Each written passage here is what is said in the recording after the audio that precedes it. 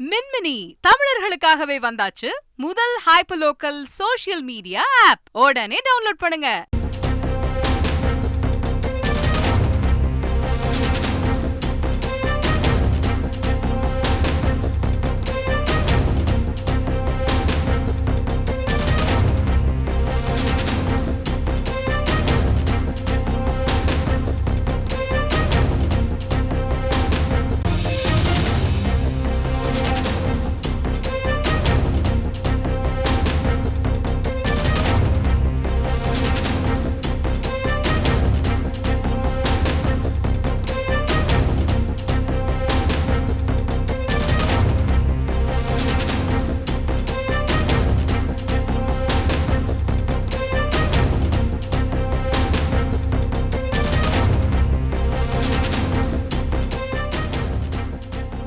வாழ்த்து தெரிவித்தவர்களுக்கு விஜய் நன்றி தெரிவித்திருக்கிறார். அது பற்றிய மேலும் விவரங்களை செய்தியாளர் ஜெகநாத் வழங்கிட்டு கேட்கலாம். வணக்கம் ஜெகநாத்.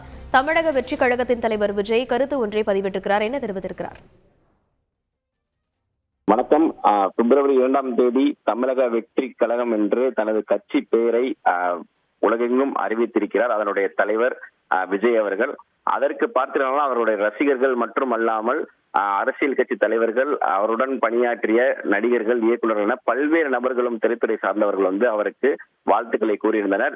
இதனை தொடர்ந்து பார்த்தீங்கன்னா தற்போது விஜய் அவர்கள் ஒரு அறிவிப்பை வெளியிட்டிருக்கிறார். குறிப்பாக அதில் தமிழ்நாட்டு மக்களின் பேரன்போடு நான் முன்னெடுத்துள்ள அரசியல் பயணத்திற்கு தங்களது வாழ்த்துக்களை தெரிவித்த பெருமதிப்பிற்குரிய பல்வேறு அரசியல் கட்சி தலைவர்கள், அன்புக்குரிய திரைத்துறை நண்பர்கள், பாசத்திற்குரிய தமிழ் மக்கள் இருக்கக்கூடிய தாய்மார்கள், சகோதர சகோதரிகள், தனக்கு ஊக்கமளிக்கும் ஊடகவியாளர்கள் என்று அனைவருக்கும் நன்றி தெரிவிக்கும் விதமாக, அது மட்டுமல்லாமல் குறிப்பாக அவர் அடிக்கடி பயன்படுத்தக்கூடிய ரசிகர்களை உற்சாகப்படுத்தக்கூடிய என் நெஞ்சில் குடியிருக்கும் தோழர்கள், குறிப்பாக இதற்கு முன்பு பார்த்தீங்கன்னா என் நெஞ்சில் குடியிருக்கும் அன்பான ரசிகர்கள் என்று கூறியிருக்கக்கூடிய விஜய் அவர்கள் தற்போது என் நெஞ்சில் குடியிருக்கும் தோழர்கள் அனைவருக்கும் நெஞ்சார்ந்த நன்றி, பணிவான வணக்கங்கள், இத்துடன் அன்புடன் விஜய் என்று பதிவிட்டு தற்போது அனைவருக்கும் நன்றி தெரிவிக்கும் விதமாக இதனை பதிவிட்டிருக்கிறார். தற்போது இதனையும்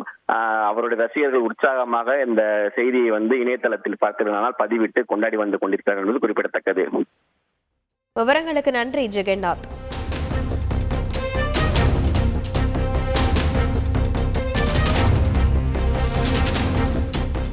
மின்மினி தமிழர்களுக்காகவே வந்தாச்சு முதல் hyper local social media app. உடனே டவுன்லோட் பண்ணுங்க.